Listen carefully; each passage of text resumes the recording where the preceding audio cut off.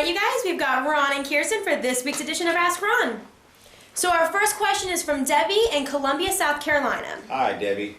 She says, "Hi, Ron. Couple questions about the warranty deed to trustee form.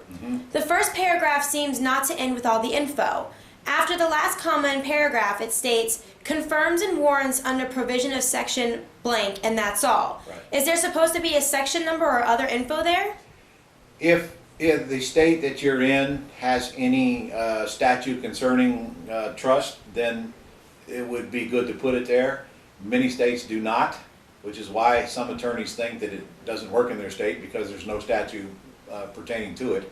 And by the way, that's a grantor revocable trust. Don't call it a land trust, or many attorneys won't understand what you're talking about. We just leave it blank and always have. In fact, in Florida we have a statute, we still leave it blank. So it's not required and it is not incomplete. That's the way it was written. I didn't write that deed. That literally came from attorneys who wrote it. And that deed does establishes the existence of a trust, which is why it says warranty D2 Trustee. It is the proper deed to use when you're putting a property into a trust. In California, it would be called a grant deed to trustee. Okay? She says, and what about the witnesses on the form? Who are they, and does the notary list me as who personally appeared before them to execute the instrument? Trying to keep my name off of documents for privacy, so wondering about this. You will not keep your name off of documents because you have to sign as the manager of your LLC or the officer of your corporation, but that doesn't really matter because the public records don't pick up your signature, they pick up only the owner.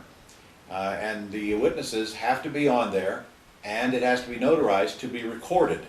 All recorded devices will need a witness or two and notarization. However, my question to you is why are you filling out this deed to begin with? Because usually that's the job of your attorney, and if you let your attorney do that job, then you won't have to worry about these questions. Now, if you're deeding your own home into a land trust and you want to fill it out yourself, fine. Go back and use the example in my systems and do that. And make sure you put a prepared by and a return to up in the upper left-hand corner. And before you do anything yourself to record, you should check with your local recorder's office to find out what form it has to be recorded in.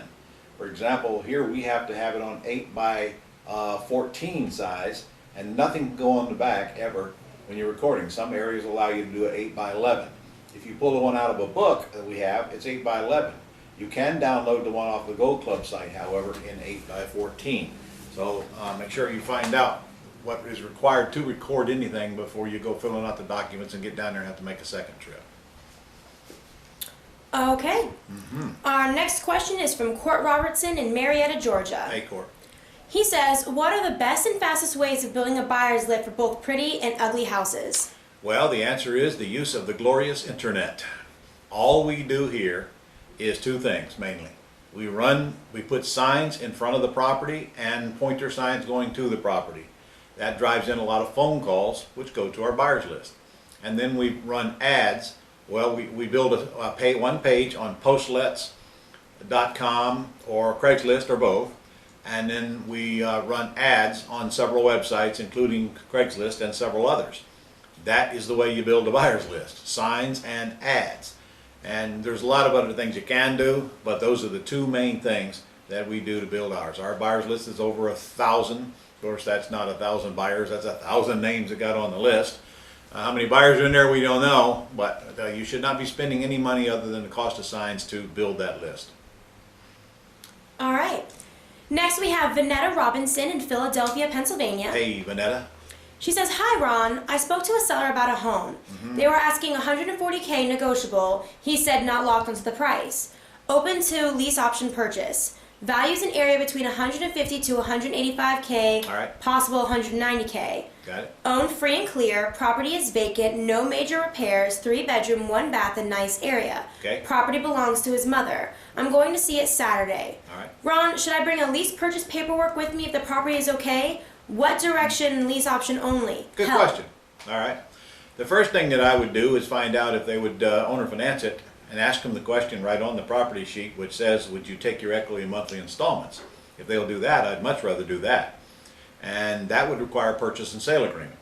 So your goal there is to see if you can get in with little or nothing down and a low monthly payment. If so, You buy the house and then you lease option it out yourself and keep it and have that great spread in it. If they want a higher payment or more down than you want to pay, then you put it under contract and you ax it, which means you find a buyer to flip the property to that's going to live in it. If they won't do that, then you must kick into the lease purchase mode, and you should have the lease purchase agreement ready with you. In fact, all of you watching this should have all the agreements with you anytime you leave your house. Never leave home without them. You should have some kind of a briefcase or satchel or something in your car with every form and agreement that you would ever need while you're in the house, which fortunately is not that many. Mostly it's just a lease option agreement, but be prepared. There's two of them. Take them both.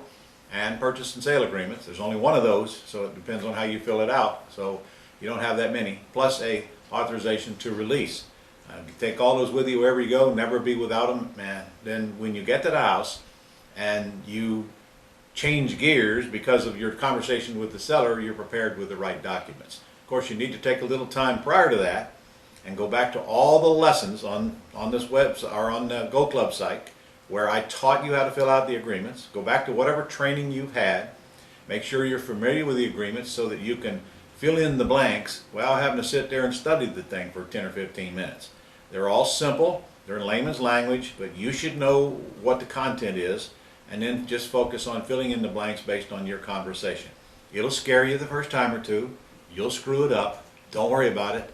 Nobody will die. You'll fix it later and you will learn. That's how I did it. That's how everybody does it. But you got to get out there and get the agreements filled out, and that's what scares people. It doesn't matter if you do it wrong. Just get it done. Try to get the intent on the agreement and let your attorney take care of the rest. Okay? Long answer to a short question.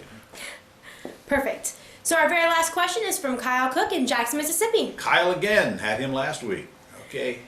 Ron, I was listening to a video lesson over the weekend, and you said that you were having the VA post ads to drive traffic to your private lender website. What are the top 5 places you are posting these ads? We haven't done that in quite a while, actually, but you ask yourself, what kind of candidates am I looking for and where would they live? What sites would they be on? LinkedIn would certainly be one of them. You might try posting ads on LinkedIn. Facebook would not be one of them. Where would people visit? What sites would people visit that would probably have money to invest? Answer that question, and those are the sites that you would post ads on. Be careful now. You're giving away a free CD. You're not asking for money in those sites. Okay? All right, that's it for this week. See you guys next week.